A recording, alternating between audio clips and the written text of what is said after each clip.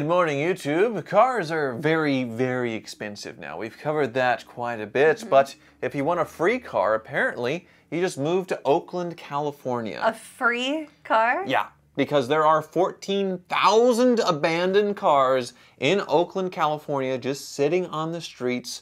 Nobody's doing anything about it, where Oakland's starting to try and do something. Yeah. But it is a real mess because you can steal cars out in California endlessly and get away with it. Right. This is not like a junkyard gathering of stolen cars that they've put into a junkyard. No. So this is just out on city streets. People are calling and complaining, and they'll only tow the car away if it's blocking like a driveway. Otherwise, if there's a car that got abandoned on the street, usually stolen, joyrided, whatever, and just parked there, nothing's going to happen. People like when their car gets stolen because you get some insurance claim on it? Or... Well, a lot of people don't have insurance or liability-only insurance. Right. So also when the cars are getting towed after they get stolen. So imagine your car gets stolen and absolutely ruined. Right. Well, now it's getting towed off the street, and because you're the registered owner of the car, you're responsible for all of the towing fees, all of the storage fees. By the time you figure out that your car has been found and it's been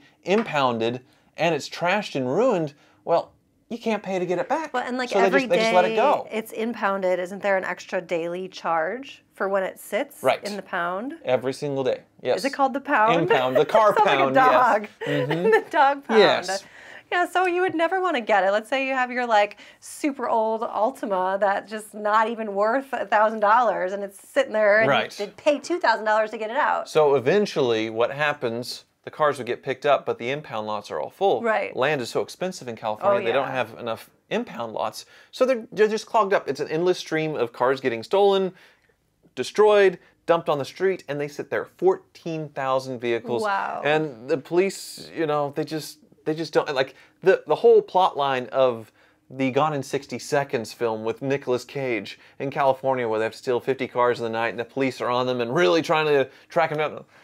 No. Not happening. There's no, it's a free-for-all out there when it comes to car theft and small theft and other things. When you're watching those like older car movies or even new car movies and they like hot wire the car to start it up, like is that a real thing? Like, can you actually do that? Some of them, I mean, just pulling two wires and putting them together, no. They make it look so easy. Sylvester Stallone makes it look so easy. Right. Well, you have to defeat the steering lock, say, on something from the 80s. It's doable, and a lot of them you just jam a screwdriver in some of them. Or like the most stolen car. You can jam a screwdriver in it? On something with a worn-out ignition, like 90s Hondas were the most stolen car in America at one point because the tumblers would get worn out, and any old Honda key would work in them. What?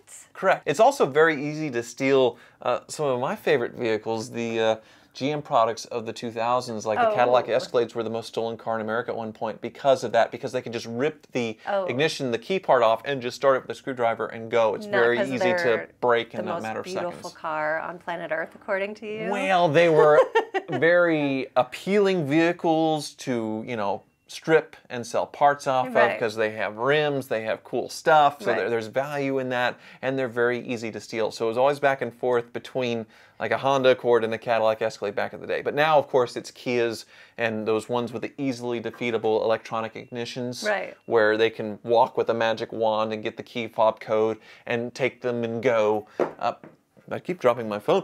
What about those locks, like the bars that go across the wheels? Right. Do you know what I'm talking about? Yes. Because my grandfather, when I went to California and stayed with him for a couple months, every night he made me put that lock on the steering wheel. But people don't use them. People don't use that anymore. Is that not a good theft preventative? It was sort of before the creation of the steering locks, but I guess maybe it wasn't. But it's just a way that makes it impossible to steer the car when they steal it because it's latched on there. Okay. And you can't like get to the bolts to remove the steering wheel either. So it's a good theft preventative. But in Kansas, I feel like the police, not to knock Oakland police, obviously they're probably overwhelmed, and there's the government that's also unmotivating them to pursue vehicle theft and things. But in Kansas, they're on it. Like when my car got stolen, and I made a little bit of a stink, and this is when I was a small YouTuber, 50,000 subscribers. But because it was a unique vehicle, they like took it as a personal challenge. Like it's a brown AMG Mercedes SUV. Like this is the only one in the city. We're gonna find it, and they did multiple times, a lot of cat and mouse and chasing and things, and they were very involved with it. I've had cars stolen from the car lot before, and it's like, well, when it turns up, we'll call you, and they do usually turn up in a few days, and they call and we can go get it. But in Oakland, it's 14,000 abandoned cars in the street. Like they call to say, hey, there's a car abandoned on the street here in front of my house. Right. And they're like, who cares? Like, a police officer could come out and check the VIN and then call somebody, hey, your car's been found, it's here, come get it. Right. They're not even doing that. That's crazy. So they're trying to do some more with the Oakland City Council to find money, to hire more tow companies, to get all these cars off the road. But right now, look at this picture of a tow lot.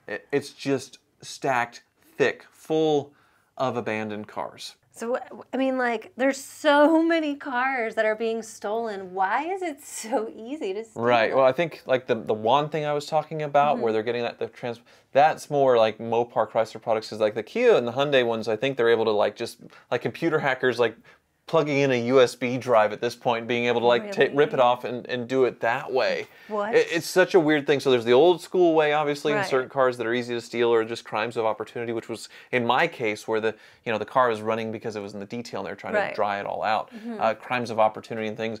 Plenty of insurance fraud, I imagine, and stuff going on as well, where people are getting their cars stolen to get out of car payments or whatever. But you would think it'd be harder than it is, but it's not. Well, and a lot of the very new cars, you can actually open it and turn the ignition on and everything with your phone. It's through an app. And so people can also use computer software to start up your car remotely from their laptop. Yeah, I feel like kids these days would look at an 80s car and having to put wires together and be like, oh, I can't do that. But then, I can hack in with my USB and get my Kia started.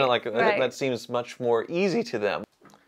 But if you don't want to sneak around like Neelix and steal a car, actually want to buy one legitimately, the best place to go is Auto Tempest. And thanks to Auto Tempest for sponsoring Good Morning YouTube and this video, as they combine all the major listing sites into one search. So if you're looking for something specific or the best deal, say, on a 2007 Toyota Camry, Auto Tempest is the place to go, because you can search for specific things: mileage, color, leather or not, what kind of title it is, you name it, just like all the big names you might know, but it combines all those listings into one search. So if you're looking for something like a Cybertruck, Auto Tempest shows it from everywhere. Like on Cars and Bids, there's one currently $128,500, but most people, they want $169, $199, $174, $184, going all the way to the $200s. So use Auto Tempest whenever you want to search for a used car, like I do almost every day. And tell your friends about Auto Tempest if they're shopping for a used car. Now let's get back to Oakland. West Side. Don't do that.